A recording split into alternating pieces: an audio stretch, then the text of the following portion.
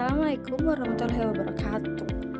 Halo teman-teman, perkenalkan nama saya Andini Neri Nur Alfiah dengan NPM 41540302300073. Di sini saya akan menjelaskan perbandingan komponen kurikulum KTSP, kurikulum 13 dan kurikulum Merdeka.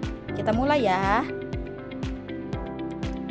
Tujuan KTSP. Secara khusus, tujuan diterapkan KTSP adalah untuk yang pertama, meningkatkan mutu pendidikan melalui kemandirian dan inisiatif sekolah dalam mengembangkan kurikulum, mengelola dan memberdayakan sumber daya yang tersedia. Yang kedua, meningkatkan kepedulian warga sekolah dan masyarakat dalam mengembangkan kurikulum melalui pengembalian keputusan bersama.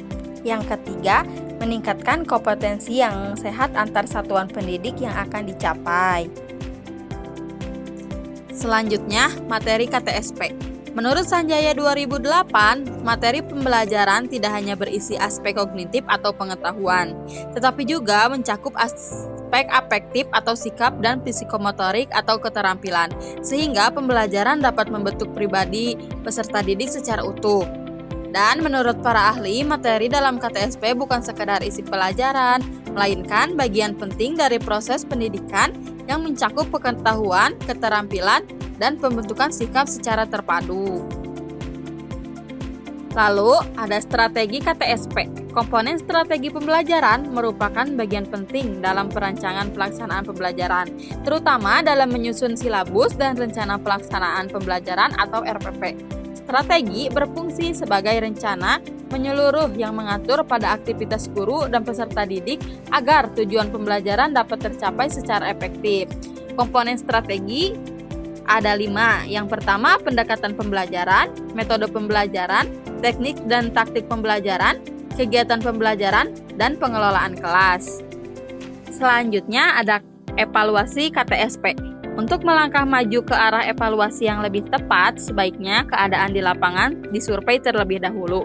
Hal-hal yang berhubungan dengan yang pertama, karakteristik peserta didik dan macam keterampilan atau pengetahuan yang dibutuhkan dan yang sudah dikuasai. 2. Menyusun portofil silabus yang meliputi rincian materi, pelajaran dan penggunaan yang ingin diliputi oleh silabus tersebut, kemudian menyusun silabus materi pelajaran dan urutan tesnya beserta instrumen yang akan digunakan. Yang selanjutnya, tujuan kurtilas. Komponen tujuan adalah komponen pembentukan kurikulum yang berkaitan menggunakan hal-hal yang ingin dicapai atau hasil yang dibutuhkan dari kurikulum yang akan dijadikan.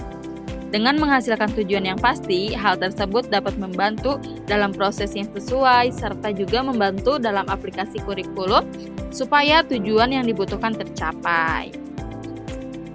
Lalu ada materi kurtilas. Dalam kurikulum 13, materi pembelajaran adalah isi atau substansi pelajaran yang dipelajari peserta didik untuk mencapai kompetensi inti dan kompetensi dasar. Materi tidak hanya mencakup pengetahuan, tetapi juga sikap dan keterampilan sebagai wujud pelajaran yang holistik dan berimbang antara ranah kognitif dan afektif serta psikomotorik. Menurut Permendikbud No. 65 Tahun 2013 tentang standar proses materi pembelajaran harus disusun secara sistematis dan relevan dengan tujuan pembelajaran, karakteristik peserta didik, dan konteks kehidupan nyata sehingga dapat menumbuhkan pemahaman dan bentuk karakter peserta didik. Lalu ada strategi kurtilas. Strategi kurikulum 13 berfokus pada pembelajaran yang terpadu antara sikap afektif, pengetahuan kognitif, dan keterampilan psikomotorik. Beberapa strategi pembelajaran utamanya mencakup discovery learning, inquiry learning, problem-based learning, dan project-based learning. Selain itu, manajemen yang baik juga merupakan aspek kunci meliputi perencanaan, pengelolaan sumber daya, proses pembelajaran, monitoring, dan evaluasi. Selanjutnya ada media kurtilas. Menurut Permendikbud Nomor 65 Tahun 2013 tentang standar proses menegaskan bahwa guru perlu menggunakan media pembelajaran yang beragam, relevan, dan sesuai karakteristik peserta didik agar proses pembelajaran berjalan interaktif, inspiratif, menyenangkan, menantang, serta motivasi peserta didik untuk berpartisipasi aktif. Jenis medianya yang pertama, media visual bisa berupa gambar, bagan, peta, poster, slide presentasi. Yang kedua, media audio yaitu rekaman suara, podcast pembelajaran. Yang ketiga, media audio visual yaitu video pembelajaran, film edukasi, dan animasi. Dan masih banyak hal lainnya. Selanjutnya ada evaluasi Kurtilas. Evaluasi kurikulum 13 berfokus pada pencapaian. Tujuannya yang menekankan pada keseimbangan antara sikap, keterampilan, dan pengetahuan melalui pendekatan pembelajaran yang aktif dan kreatif. Selanjutnya ada tujuan kurikulum merdeka. Ada beberapa tujuan yang ingin dicapai melalui penerapan kurikulum merdeka belajar, diantaranya yang pertama, meningkatkan kualitas pembelajaran yang lebih menyenangkan dan efektif. Yang kedua, mengurangi beban akademik siswa sehingga mereka lebih memiliki waktu untuk menggali bakat dan minat mereka. Yang ketiga, mendorong guru untuk lebih kreatif dan inovatif dalam membuat metode pembelajaran yang relevan. Yang keempat, membentuk karakter siswa yang mandiri, kritis, dan memiliki kepekaan sosial yang baik. Lalu ada strategi Kurmer. Menurut Sanjaya 2008, strategi pembelajaran adalah rencana, tindakan, atau rangkaian kegiatan termasuk penggunaan metode dan pemanfaatan berbagai sumber daya dalam pembelajaran untuk mencapai tujuan tertentu. Strategi dalam kurikulum merdeka bersikap fleksibel, berpusat pada peserta didik, dan memberi ruang bagi pembelajaran diferensiasi sehingga siswa dapat belajar sesuai kebutuhan dan potensinya masing-masing. Yaitu ada komponen pendekatan pembelajaran, ada model pembelajaran, metode dan teknik, pembelajaran media dan sumber belajar, atau penilaian dan refleksi. Lalu ada materi kurikulum merdeka.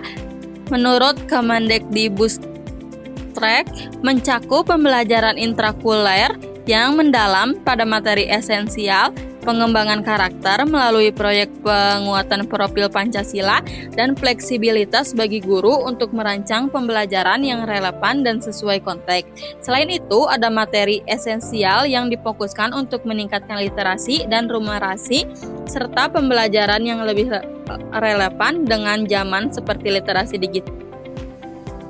Lalu ada media kurikulum merdeka. Menurut Kemendikbudristek, media kurikulum merdeka meliputi platform Merdeka Mengajar sebagai sumber belajar dan berbagai bagi guru, perangkat ajar seperti modul dan buku teks, serta sebagai media visual dan digital seperti video, animasi, dan aplikasi yang dapat diakses secara mandiri.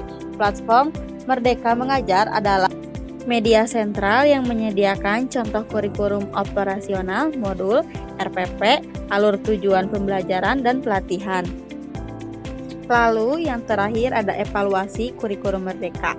Oleh Kemendikbudristek, berfokus pada peningkatan kualitas pembelajaran melalui analisis kesiapan guru, dukungan infrastruktur, dan keterlibatan ekosistem pendidikan. Selain itu, evaluasi juga menekankan pentingnya pelatihan guru, penyederhanaan administrasi, dan peningkatan sejahtera guru untuk mengatasi tantangan implementasi. Hasil evaluasi ini digunakan untuk perbaikan pendampingan khusus untuk daerah tertinggal dan penguatan komunitas belajar. Mungkin cukup sekian dari saya. Mohon maaf apabila banyak kesalahan. Mohon dimaklumi ya. Terima kasih teman-teman. Assalamualaikum warahmatullahi wabarakatuh.